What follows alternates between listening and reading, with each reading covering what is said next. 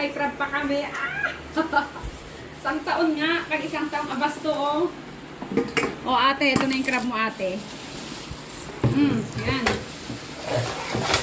Wow, my gosh, adlami, oh. Taran! Maliliit. Okay na yan, masarap panlagay sa ano. Meron naman, oh, panlagay sa ano, panlagay sa gulay na ano. Gulay na kalabasa. Ito, oh.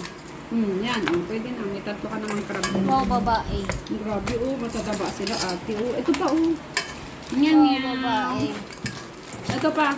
Uy, mataba sila. Yan, oh. Apat na, oh. Ayan, at least meron ka na ng crab. Ito pa, ano. Yan, guys. Kaya, thank you po sa blessing ulit. Sana, uwi ulit. Another, ano na naman. Baka next year na.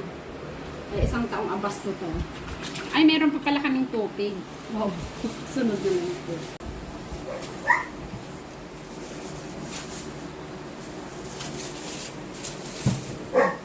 Nalaglag.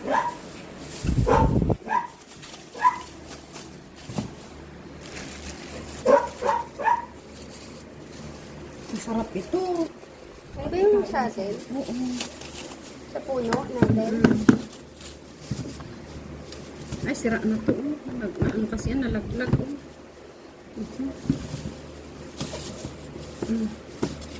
Patay ko yan.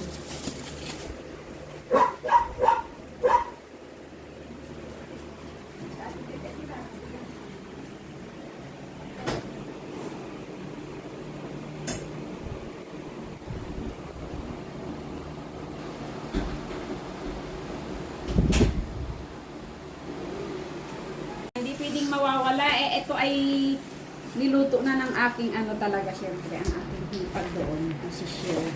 Niluto niya na, meron siyang maliliit. Ayan o, naluto na, ang sarap ilagay sa munggo mga ate o. Wow.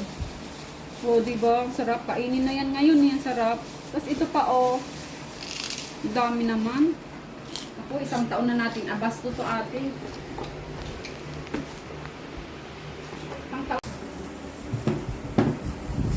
Marami naman.